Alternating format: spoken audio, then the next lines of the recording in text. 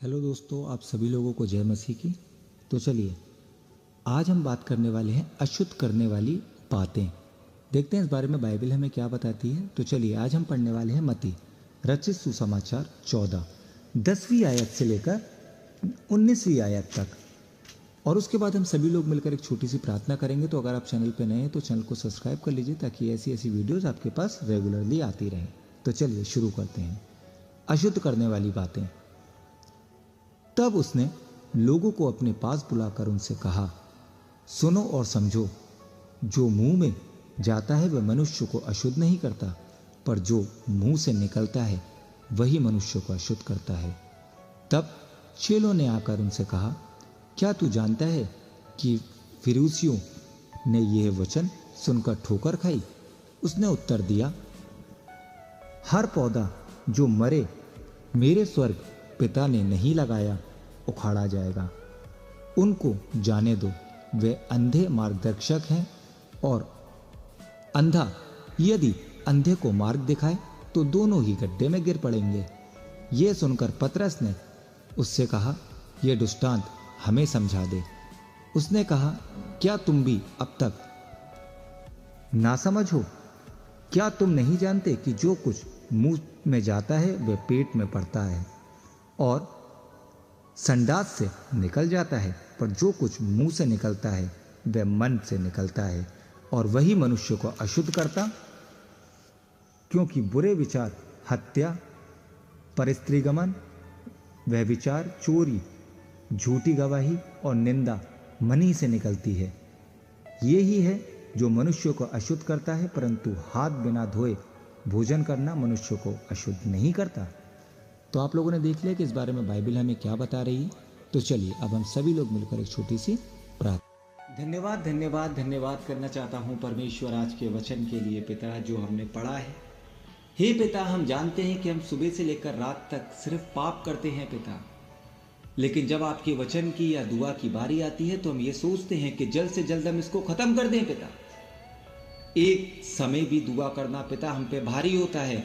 दुआ में बैठते जरूर है, बाइबल पढ़ते जरूर है, लेकिन हमारा दिमाग कहीं और लगा रहता है पिता। हम चर्च जाते जरूर हैं, लेकिन पिता बहुत से लोग जाते हैं कि लड़कियों को देखेंगे, या बहुत से लोग जाते हैं कि हम बाहर खड़े होंगे, या बहुत से लोग जाते हैं कि अगर 9 बजे का चर्च है तो 11 बजे पिता पहुंच रहे हैं, सिर्फ जब चर्च खत्म होने वाला होता है उससे थोड़ी देर पहले। हे परमेश्वर, हम पापियों को क्षमा कर दे पिता। हे पिता, मैं विनती करता हूं अपने लिए और अपने जैसे लाखों करोड़ों लोगों के लिए, उन लोगों के लिए विशेष करके जो पिता डेली मेरी वीडियोस को देखते हैं पिता, आपको पिता टाइम देते हैं परमेश्वर। मैं विनती करता हूं पिता उनके घरों के लिए पिता, आप ज्यादा से ज्यादा उनको आशीष दें पिता। उनके घर में जो भी दिक्कतें हैं पिता, उनके माँ बाप को या उनके परिवार में या उनके फाइनेंशियली दिक्कतें पिता, हे पिता आप उनको छुएं और चंगा करें पिता।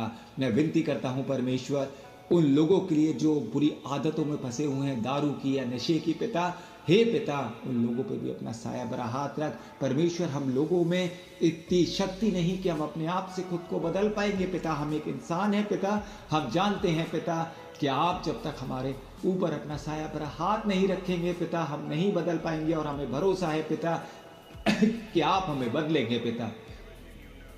मैं विनती करता हूं परमेश्वर, जो लोग भी पिता गलत कामों में फंसे हुए हैं, निकल नहीं पा रहे हैं पिता, आपसे दुआ कर रहे हैं पिता, आपके पास तो आना चाहते हैं लेकिन परमेश्वर आ नहीं पा रहे, शैतान उनको आने नहीं दे रहा। हे पिता, आप उनके सरों पे अपना साया भरा हाथ रखें, माफ कर दें पिता उन लोगों को एक बार, और उनको दोबारा से एक मौका दें पिता, क्योंकि हम जानते हैं कि गलतियों की माफी इसी दुनिया में है पिता।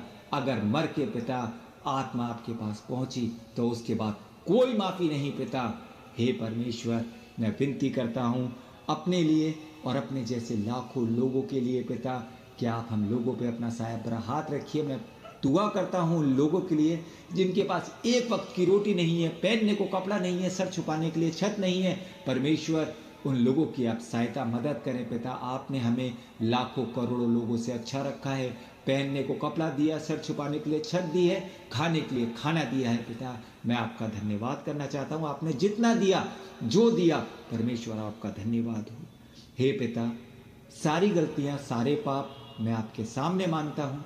सारा आदर, सारी महिमा, सारा गौरव परमेश्वर आपका है, मैं आपको देता हूँ पिता। अब क्या मांगू, इस छोटी सी प्रार्थना को सुन और ग्रहण कर ले। मसीह यीशु के नाम से मांगता हूँ, आमीन।